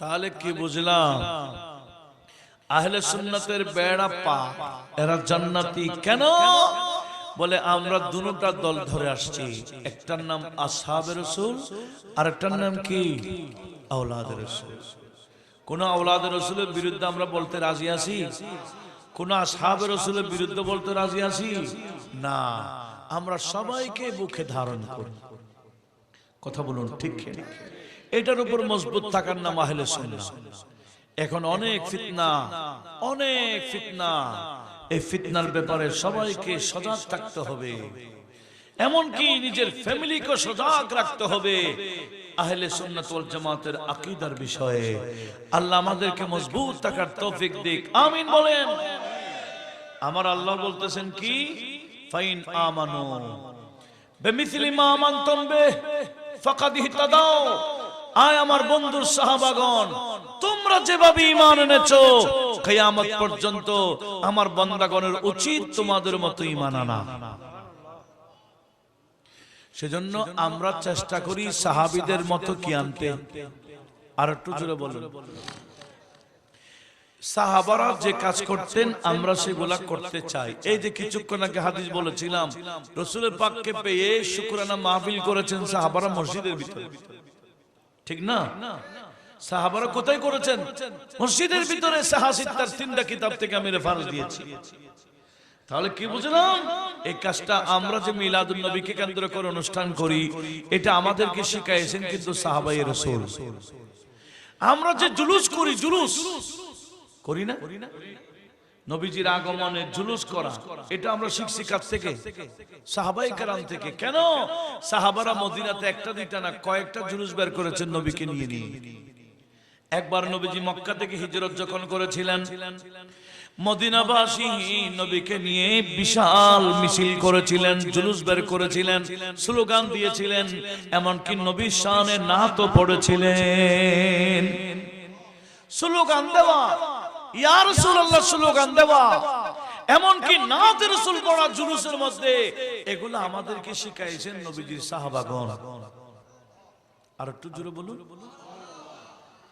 আরেকটা বিশাল যুদ্ধ হয়েছে জুলুস হয়েছিল যখন নবীজি তাবুকের যুদ্ধ থেকে আসছিলেন তাবুকের যুদ্ধ বড় ভয়ানক যুদ্ধ হয়েছিল কাফের বেদিনরা লক্ষাধিক ছিল লক্ষাধিক এদিকে নবীজি নিয়ে গেছেন মাত্র 10,000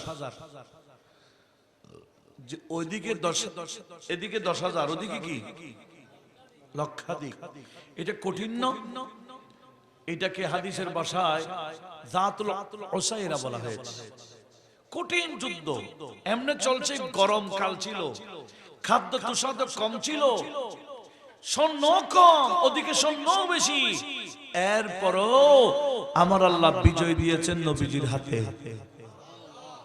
মদিনার কোন মুনাফিক ভয়ে যায়নি এরা বলে না এই যুদ্ধে গেলে কেউ আর মদিনাতে ফিরে আসতে পারবো না যাবারও দরকার নাই একজন মুনাফিকও ওই যুদ্ধে অংশগ্রহণ করে নাই আলহামদুলিল্লাহ সাহাবারা গিয়েছেন নবীজির সাথে আর বিজয়ের পতাকা নিয়ে মদিনাতে ওয়াপস যখন আসছিলেন যারা বয়সের কারণে যেতে পারে নাই অসুস্থতার কারণে যেতে পারে নাই ছোট হওয়ার কারণে যেতে পারে নাই নবীজি যখন তাবুক থেকে আসছিলেন মদিনাবাসী নবীর আগমনে বিশাল এক জুলুস বের করেছিলেন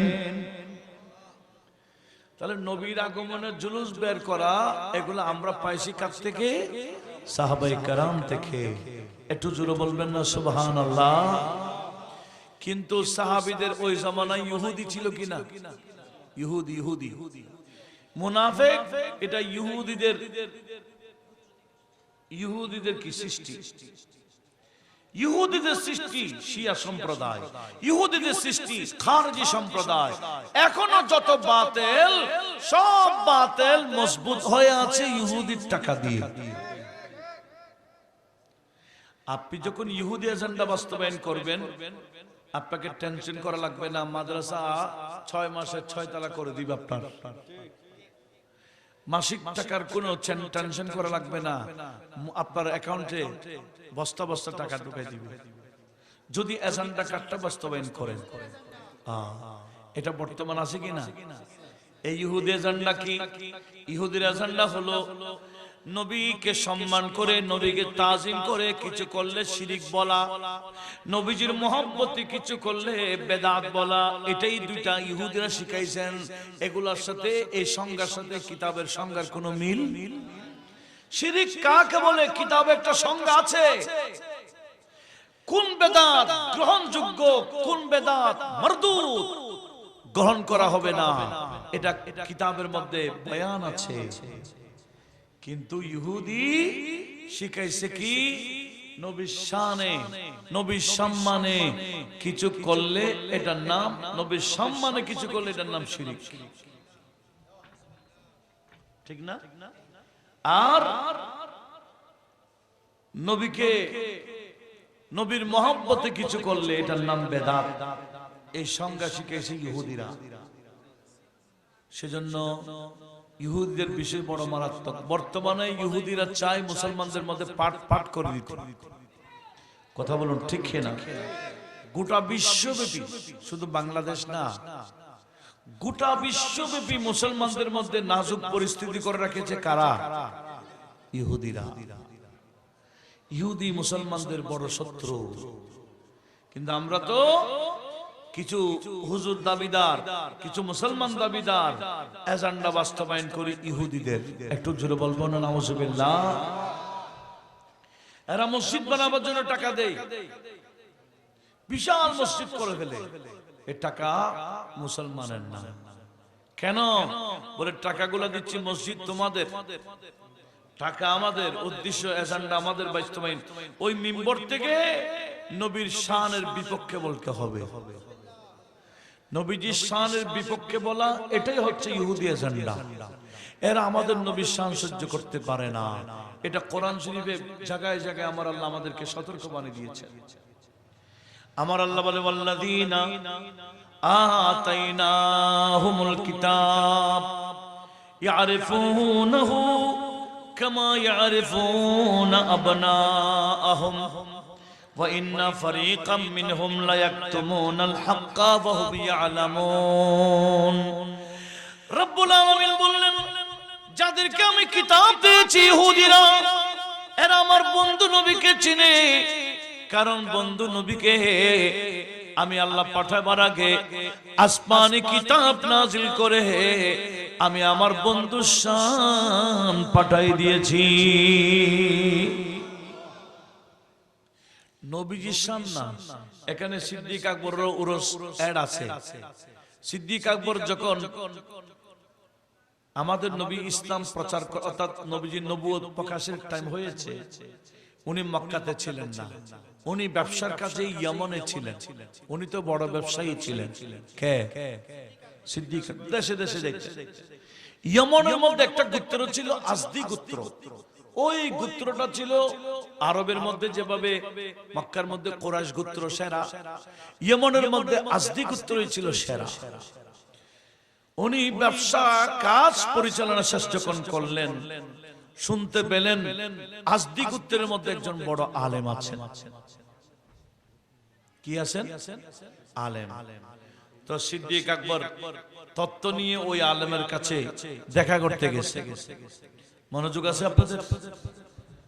ওই আজদি আলেমের সামনে সিদ্দিক আকবর যখন বসলেন, সিদ্দিক আকবরকে যখন ওই আলেম দেখলেন, সিদ্দিক আকবর যখন ওই আলেমটাকে দেখলেন, দেখতেছেন অনেক বয়স, বেশি বয়স হইলে বোঝা যায় না। তো একজন থেকে সিদ্দিক আকবর জিজ্ঞেস করছেন, ওনার তো বয়স মাশাআল্লাহ অনেক, দেখি কত হবে? তো একজন বলতেছে আরো 10 বছর কম আছে, 400 বছর হওয়ার। তখন ওনার বয়স কত? 390। এই আজদি আলেম, ওনার বয়স তখন কত? 390 বছর। সিদ্দিক আকবর তো অবাক, বল 390 বছর ওনার? বলে হ্যাঁ। ওনার সামনে যখন সিদ্দিক আকবর বসলেন, ওই আলেম সিদ্দিক আকবরকে দেখে বলছে, আহসিবু আন্নাকা হারামিয়া। এই তোমার চেহারা দেখে আমার তো মনে হচ্ছে তোমার বাড়ি হেরামে মক্কায়। সিদ্দিক আকবর বলে হ্যাঁ। ওই ব্যক্তি আবার জিজ্ঞেস করেন, আহসিবু আন্নাকা তামিমি কুরাইশিয়া, মনে হচ্ছে তুমি কুরাইশ বংশের মানুষ? বলে হ্যাঁ। বলে আহসিবু আন্নাকা তামিমিয়া, কুরাইশ গোত্রের একটা শাখার নাম তামিম গোত্র, তোমাকে তামিম গোত্রের মানুষের মতো লাগে? বলে হ্যাঁ। এইভাবে উনি যতই প্রশ্ন করেছেন, সিদ্দিক আকবর শুধু হ্যাঁ হ্যাঁ নাম নাম বলে বলে উত্তর দিলেন। লাস্ট পর্যায়ে আলেম বললেন, আকশিফান বাতনিক, এ বান্দা আপনার পেটটা দেখান। সিদ্দিক আকবরকে বলতেছেন, সিদ্দিক আকবর কি দেখাইতো? বলে না, আপনি কেন দেখাইতে হবে আগে বলতে হবে, তখন দেখান। বলে আমি আসমানি কিতাবের আলেম, আমি তওরাতের আলেম, তোমার চেহারা দেখার পরে আমার তওরাতের ইবারত মনে পড়েছে। আমি তওরাতের আলোকে তোমাকে যা যা প্রশ্ন করেছি সব তুমি হ্যাঁ হ্যাঁ বলে বলে উত্তর দিয়েছো। তওরাতের মধ্যে শুধু নবী আখিরের জামানের বয়ান ছিল তাই না, ওই নবীর হাতে সর্বপ্রথম যিনি মুসলমান হবেন ওনার শান আমার আল্লাহ তওরাতে বয়ান দিয়েছেন। এমনকি ওনার নাম কি হবে, কোন গোত্রের মানুষ, কোথায় আসবে, এগুলো তো দিলেন। ওনার শরীরের মধ্যে কিছু আলামত তওরাতের মধ্যে ছিল। একটা আলামত পেটে নাভির উপরে পেটের মধ্যে আছে, আর একটা আলামত বামরানের মধ্যে আছে। বিদায় আপনি আমাকে আপনার পেটটা দেখান, ওই তওরাতের ইবারতের সাথে আপনার বিষয়টা মিল আছে কিনা দেখবো। জোরে বলুন সুবহানাল্লাহ। সিদ্দিক আকবরের সামনে যখন বিষয়টা তুলে ধরলেন, সিদ্দিক আকবর বলে ফাকাশাফতু আন বাতনি, আমি পেট থেকে কাপড় উত্তোলন করলাম।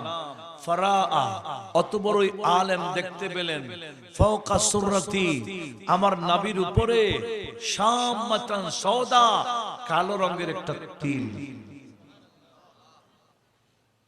কালো রঙের তিল যখন দেখে ফেলেছেন, কারণ এই তিলের বয়ানও তওরাতে ছিল,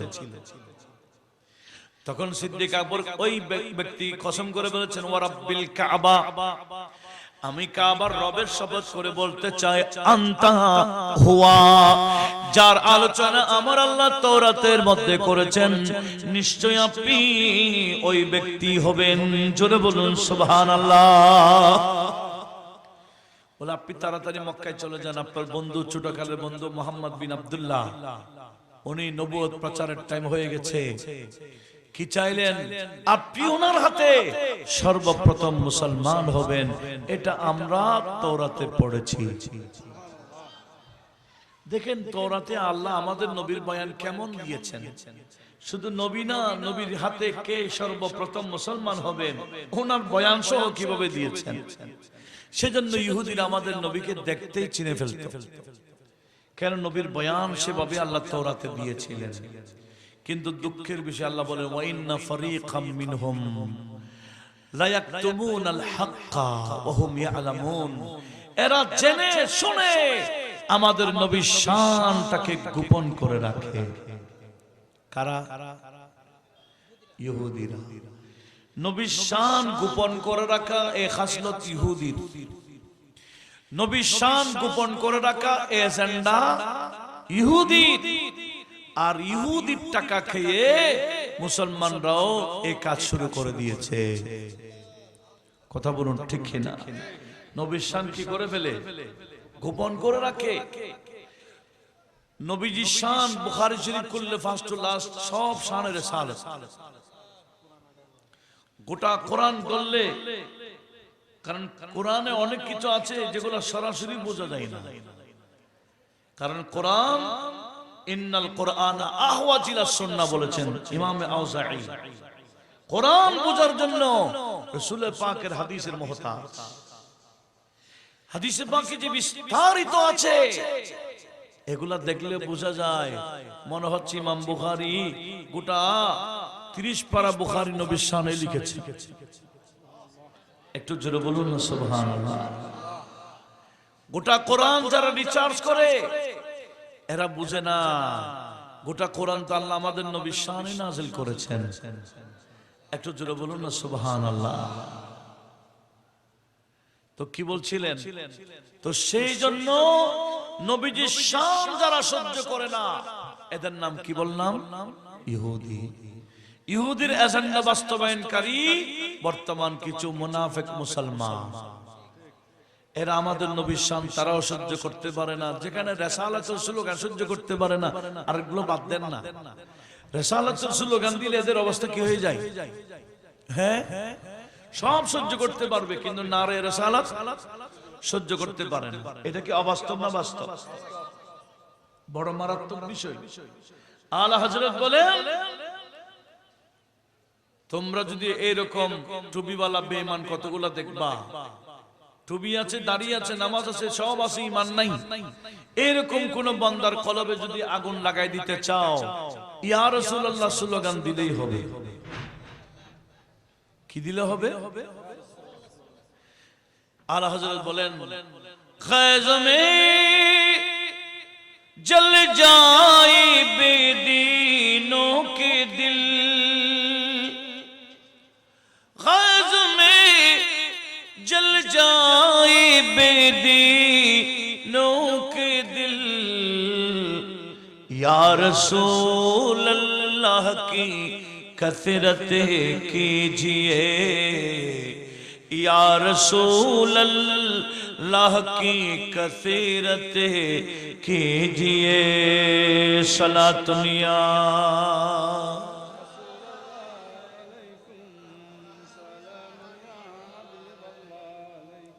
কি বলছিলাম? নবীর শানে বেয়াদবি বর্তমান অনেক হুজুর নামে, বক্তা নামে, ইসলামী স্কলার নামে এমন এমন কিছু কথা বলতেছে যেগুলা মেনে নিলে কলবে ঈমান থাকবে না। কথা বলুন ঠিক কিনা? এই কয়েক মাসের ভিতরে কত মারাত্মক মারাত্মক কথা বলছে, একটু লক্ষ্য করুন তো। হ্যাঁ, নবীকে, আমাদের নবীকে কি দুনিয়ার সাংবাদিকের সাথে তুলনা করা যাবে? কিন্তু করছে কিনা?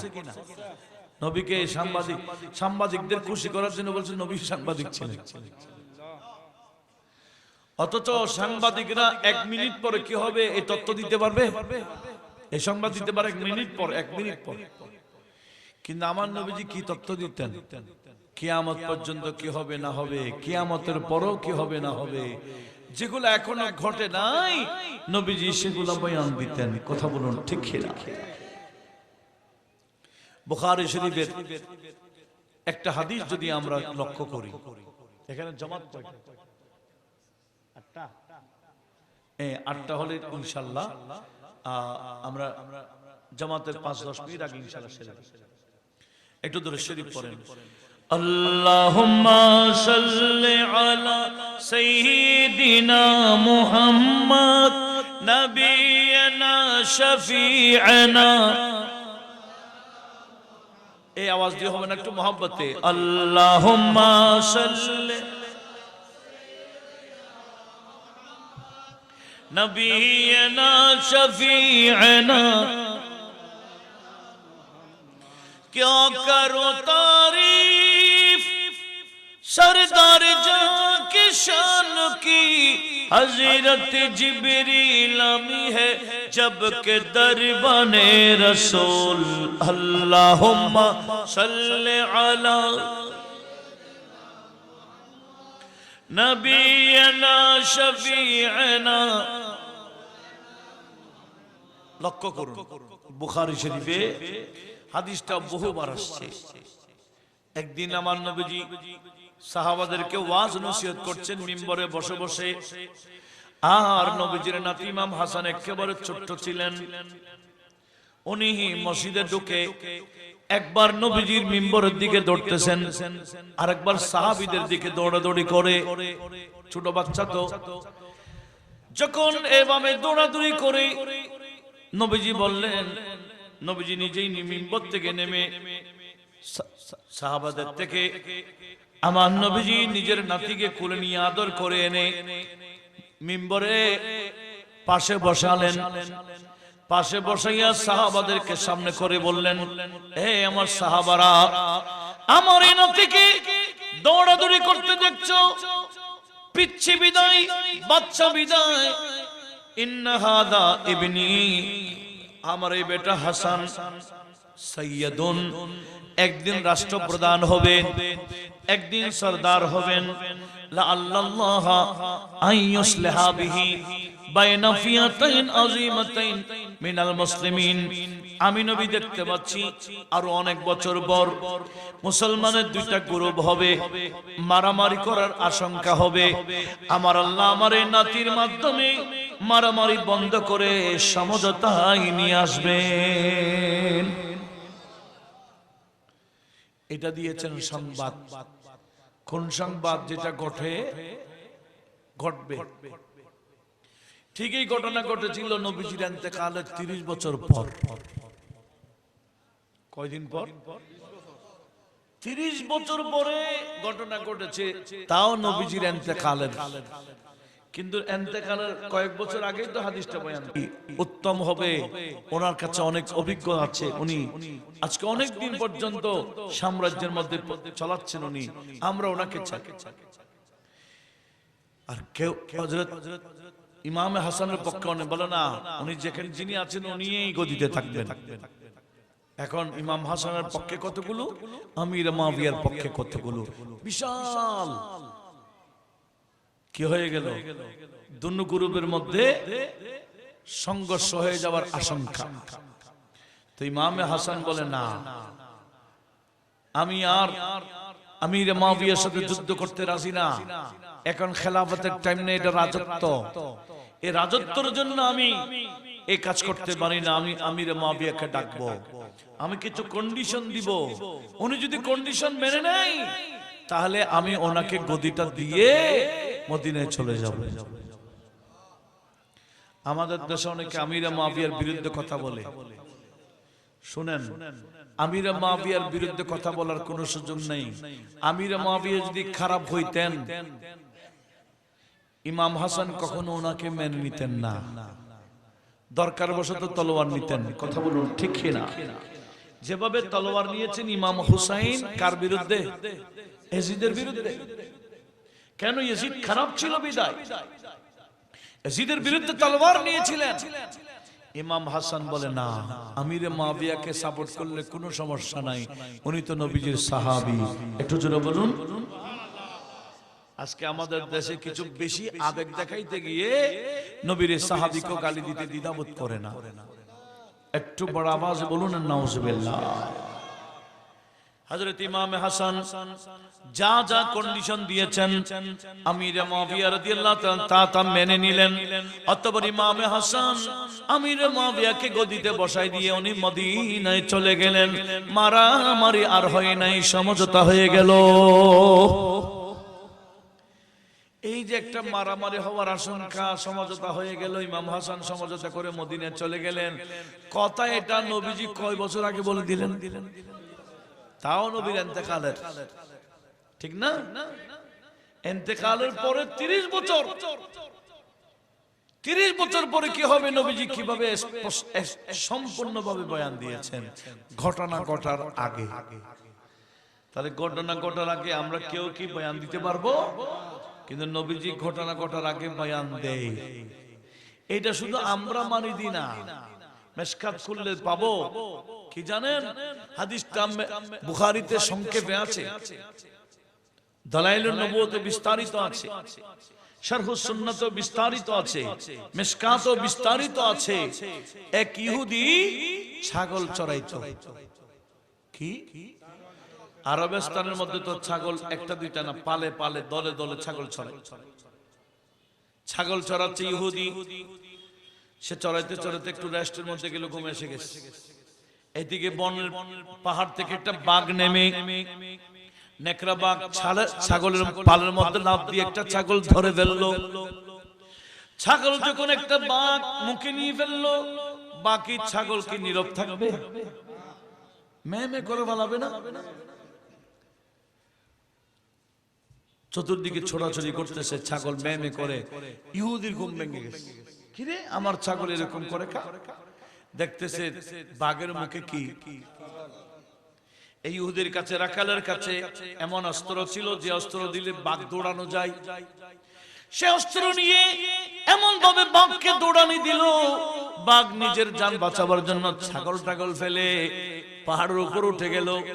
সুন্দর করে বসে আরবিতে কথা বলছে, ইয়া রাই আল খানাম, এই ছাগলের রাখাল।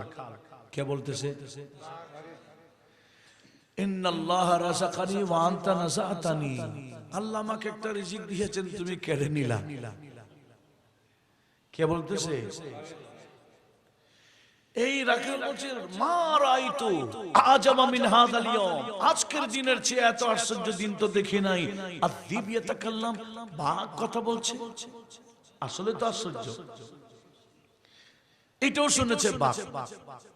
বাঘ বলতেছে, রাখাল আমি কথা বলছি, তোমার আশ্চর্য লাগে, তবে শুনে রেখো, ও আজাবু মিন্নি রাজুলুন, আমি যে কথা বলি এটার চেয়ে বড় আশ্চর্য একজন মানুষ আছেন। কোথায়? ফিন নাখলাত, যিনি আছেন ওনার চতুর্দিকে খেজুর বাগান, বাইনাল হাররাতাইন, ওনার দুই দিকে পাহাড়, দুই দিকে পাহাড়, চতুর্দিকে খেজুর বাগান। ওখানে বসে বসে ইউখবিরুকুম, তোমাদেরকে খবর দিচ্ছেন, তথ্য দিচ্ছেন, মা মাযা, অতীতে যা ঘটেছে এগুলার। শুধু তাই না, ওয়া মা হুয়া কাহিনুন বাদাকুম ইলা ইয়াউমিল কিয়ামা, কিয়ামত পর্যন্ত কি হবে না হবে উনি সব ওই খেজুর বাগানের মধ্যখান থেকে বসে বসে তোমাদেরকে তথ্য দিচ্ছেন। ঘটনা এখনো ঘটে নাই, কিন্তু উনি বয়ান দিচ্ছেন, উনি আমার চেয়ে বড় আশ্চর্য। আল্লাহু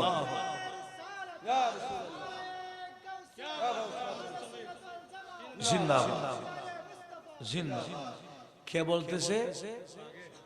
বাঘে বলতেছে, মানুষ এটার নামও বলে নাই, জায়গাটার নামও বলেন, জায়গার স্ট্রাকচার বয়ান দিয়েছে। তখন এই রাখাল ছাগলগুলো হেফাজত করে রেখে এখন চতুর্দিকে খেজুর বাগান, দুই সাইডে পাহাড়, কোথায় আছে তত্ত্ব নিতে নিতে নিতে নিতে ঘুরতে ঘুরতে ঘুরতে ঘুরতে মদিনাতে এসে পৌঁছে গেছে। মদিনায় পৌঁছার পরে দেখতেছে বাঘের কথার সাথে জায়গাটার মিল আছে। কি? চতুর্দিকে খেজুর বাগান, দুই দিকে কি? এই পাহাড় থেকে নেমে জিজ্ঞেস করলে এরকম কোন মানুষ আছে কিনা যে যিনি অতীতের খবর দেয়, আগামীতে কি হবে না হবে এগুলো তথ্য দেয়। তখন ওই সাহাবা বলছেন, হ্যাঁ উনি আমাদের নবী। আর কি? ওই মসজিদে ঢুকো, উনি এখনো সাহাবীদেরকে বয়ান দিচ্ছেন, গিয়ে শোনো। এই ইহুদি মসজিদে নববীতে ঢুকে দেখতেছেন নবীজির বয়ান চলতেছেন, কিয়ামতের আগে কি হবে না হবে, এই আলামতে কিয়ামত এগুলা বয়ান দিচ্ছেন। তখন এই ইহুদি রাখাল নবীজি বয়ান শেষের পর নবীজির কদমে উঠে গেলেন, বলছেন, ওগো মুসলমানের নবী, আমি আপনার সমান শান ও মান মর্যাদা, আপনার গুণগান কোন মানুষের জবানে শুনে আসি নাই, আমি বনের পশু থেকে শুনে আসছি। বনের বাঘ আপনার শান বয়ান দিয়েছে, আমি বনের বাঘের জবান থেকে শুনে আপনার কাছে আসছি। ফাসাদদাকাহুন নবী সাল্লাল্লাহু আলাইহি ওয়াসাল্লাম, নবীজি তাকে টেস্টেড করলেন এবং বললেন, আমার সাহাবারা দেখো, এই বান্দা বনের বাঘ থেকে আমার শান শুনে আসছে। সেই ইহুদি আর ইহুদি নাই, সাথে সাথে কালিমা পড়ে মুসলমান হয়ে যায়। আর আমরা শান গাইলো কি না গাইলো কি? নবীজির শান গায় কে? জীব জন্তুও গায়। দালাইলুন নবুয়তের মধ্যে একটা হাদিস আসছে, এক ইহুদি গুইসাপ একটা শিকার করে নিয়ে যাচ্ছে। কি সাপ? গুইসাপ। এরা চিনে? বাচ্চারা ফাঁটা তো নাই আছে না? তাহলে ঠিক আছে। কিছুদিন আগে ফেসবুক ফাড়া ফেলছিল সান্ডা সান্ডা বলে, এগুলো গুইসাপের মতো, সান্ডাটা বিশাল। এইরকম ইহুদি গুইসাপ একটা শিকার করে নিয়ে যাচ্ছে খাওয়ার জন্য। আমরা গুইসাপ খাই।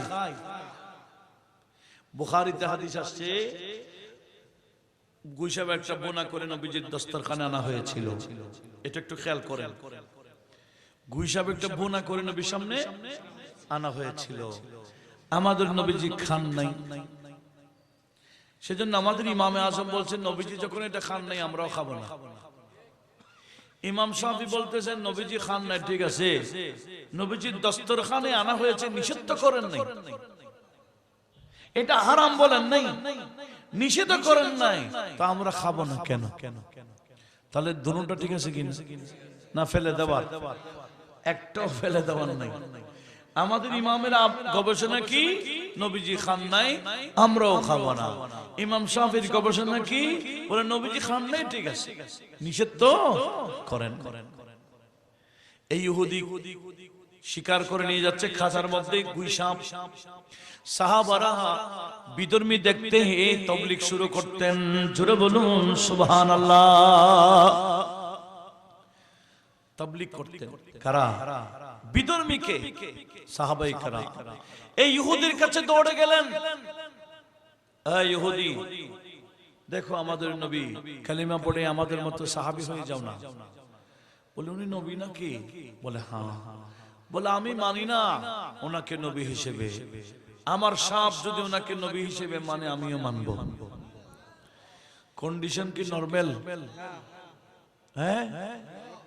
তো সাহাবায়ে কেরাম নবীজির কাছে আসছেন, ইয়া রাসূলুল্লাহ, এক ইহুদিকে দেখলাম তার হাতে একটা সাপ গুইসাপ আছে। আমরা যখন তাকে দাওয়াত দিলাম সে বলছে গুইসাপ আপনাকে মানলে সেও মানবে। তো নবীজি মুস্কি হাসি দিয়ে বলেন কি চাইলা? তাকে ধরে নিয়ে আসো, তাকে মুসলমান বানাবার সুযোগ হয়ে গেল। জোরে বলুন সুবহানাল্লাহ। কারণ নবীজি জানে গুইসাপ হইলেও নবীকে চিনে। এই ইহুদিকে নবীজির সামনে আনা হলো। নবীজি বলছে এই ইহুদি কালিমা পড়ো। বলে আপনি নবী? বলে হ্যাঁ। বলে আমি আপনাকে মানি না, আমার সাপ মানলেই আমি মানব। আচ্ছা তাহলে তোমার সাপের মুখ খুলে দাও। সাপের মুখ খুলে দেওয়া হলো। সাপের খাঁচার মুখ আর কি, খাঁচার মুখ যখন খুলে দিল সাপ স্পিড বের হয়ে গেছে, ঠিক পালিয়ে যায় নাই। নবীজির সামনে সুন্দর বাদব দাঁড়িয়ে গেল। জোরে বলুন সুবহানাল্লাহ। আমার নবীজি তাকে বললেন ইয়া দাব্ব। গুইসাপকে আরবিতে কি বলে? দাব, দাওয়াত বা। ইয়া দাব্ব, ওই গুইসাপ, মান খালাকাক, তোমাকে বানাইলো কে? জিজ্ঞেস করেছে কাকে? ইয়া দাব্ব মান খালাকাক, তোমাকে বানাইলো কে? গুইসাপ বলল খালাকানিল্লাহুল্লাযী ফাওকাস সামাই আরশুহু ওয়া ফিল আরদি সুলতানুহু ওয়া ফিল বাহরি সাবিলুহু ওয়া ফিল জান্নাতি নি'মুহু ওয়া ফিন নারি ইকাবুহু। বলছে আমাকে ওই খোদা বানাইলো যার আরশটা আসমানের উপরে, যার ক্ষমতা শুধু জমিনে নয় সমুদ্র, যার ক্ষমতা চলে, যার নিয়ামত গুলো জান্নাতে, যার শাস্তি গুলো জাহান্নামে। এভাবে গুইসাপ যখন বললেন ইহুদি তো অবাক। এবার নবীজি ঘুরাইয়া প্রশ্ন করছেন ইয়া দাব্ব মান আনা, দেখি বলো তো আমি কে? গুইসাপ থেকে নবীজি জিজ্ঞেস করল আমি? ইহুদিতে বলেছিল গুইসাপ মানলে সেও মানবে। এখন গুইসাপ বলতেছেন আনতা রাসূল রাব্বিল আলামিন, আনতা খাতামুন নবিয়্যিন, قد أفلح من صدقك وقد خاب من كذبك। ইয়া রাসূলুল্লাহ, আপনি তো রব্বুল আলামিনের রাসূল, আপনার পরে কোন নবী রাসূল আসবেন না, আপনি খাতামুন নবিয়্যিন। এমনকি আপনাকে যারা মানবে তারা কামিয়াব, যারা আপনাকে মানবে না তারা ধ্বংস। এভাবে যখন বললেন ইহুদি আর দেরি করলেন না, নবীজির কদমে উঠে গেল। বলে ইয়া রাসূলুল্লাহ, বুঝে গেছি, আমার সাফও বলতেছে আপনাকে না মানলে ধ্বংস, আমি ধ্বংস হতে চাই না, আমাকে পড়াই দেন লা ইলাহা ইল্লাল্লাহু মুহাম্মাদুর মুহাম্মাদুর রাসূলুল্লাহ সাল্লাল্লাহু আলাইহি ওয়াসাল্লাম। আমরা নবীজির শান গাইলো কি না গাইলো কি? আল্লাহ বলে যাদের জুবান নাই এরা আমার নবীর শান গাইতে জানে। গাছের জুবান নাই, নবীকে দেখলে সালাম দিতে পারত। পাথরের জুবান নাই, নবীকে দেখলে সালাম দিত, কলিমা পড়ত। তাহলে আমাদের সকলের উচিত ওই নবীর শানের ব্যাপারে সতর্ক থাকা। নবীজির শান আমার আল্লাহর কাছে অতীব পছন্দনীয়, যার কারণে যেখানে নবীজির শানের অনুষ্ঠান হয় সেখানে আমার আল্লাহ রহমত দিয়ে ভরপুর করে দেয়। আজকের এই অনুষ্ঠান এভাবে এখানে কিভাবে যে রহমত নাজিল করে অনেকে দেখে না, বুঝে না, বিদায় আসতেছে না। ওই অনেকে দেখবেন খাওয়ার টাইমে কিন্তু এখানে জায়গা দেওয়া যাবে না। এটা অবাস্তব না বাস্তব? খানা এটা তো ফাঁকা না, এটা যাবে না। কিন্তু এই আলোচনার মধ্যে কি যে রহমত, এই আলোচনার মধ্যে কলবের খানা হয়। কথা বলুন ঠিক কিনা? মরা কলব জিন্দা হয়, মানুষের ঈমান মজবুত হয়, আমার আল্লাহ রহমতে ভরপুর করে দেয়। এটা বুঝে না বিদায় আসে না। আমরা দোয়া করব আল্লাহ সবাইকে বোঝার তৌফিক দান করুন। কোরআন সুন্নাহর আলোচনার মধ্যে মজা আছে না? অবশ্যই। এগুলা শুধু নিজেরা শুনবেন তাই না, নবীজির মুজিজাত গুলো এগুলো ছেলে মেয়েদেরকে শোনাবেন ছোটকাল থেকে, যাতে এরাও আশিক রাসূল হয়ে যায়। ছোটকাল থেকে এগুলো শোনাইতে শোনাইতে নবীজির প্রেমিক বানায় ফেলতে হবে ছোট থেকে। তখন বড় হলে নবীর শানে আর বেয়াদবি করবে না, গুস্তাখে নবীর দলে তারা যাবে না। ছোটকাল থেকে প্রশিক্ষণটা দিতেই হবে। এটা আমাদের দায়িত্ব, জিম্মাদারি, কর্তব্য। আল্লাহ পাক সুবহানাহু ওয়া তাআলা আমাদের সবাইকে জিম্মাদারি আদায় করার তৌফিক দান করুন। বিশেষ করে একটা আপনাদের কাছে দাওয়াত ছিল হচ্ছে রাহমাতুল লিল আলামিন ফাউন্ডেশন কর্তৃক ইমাম শেরে বাংলা রাহমাতুল্লাহ সুন্নি কনফারেন্স আগামী 10 জানুয়ারি শনিবার জোহরের নামাজ থেকে, জোহরের পর থেকে জমজমাট হয়ে যাবে ইনশাআল্লাহ। কোথায়? আটাদারি কলেজ ময়দান, শেরে বাংলা শাহুজুরের নামে। এটা শেরে বাংলা শাহুজুর ফাতিহা আসতেছে না? কয় তারিখ? আগামী শুক্রবার। এটা 10 তারিখ শনিবার। শুধু নিজে যাবেন না, সবাইকে নিয়ে যাবেন। বিশাল একটা জামায়াত আহলে সুন্নাত ওয়াল জামাতের হবে, বলেন ইনশাআল্লাহ। আল্লাহ আমাদের সবাইকে গাজী দ্বীন মিল্লাতের আকীদায় মজবুত থাকার তৌফিক দান করুক, আমিন। ওয়া মা আলাইনা ইল্লাল বালাগ ওয়া আখিরু দাওয়ানা আলহামদুলিল্লাহি রাব্বিল আলামিন। আসসালামু আলাইকুম ওয়া রাহমাতুল্লাহি ওয়া বারাকাতুহু।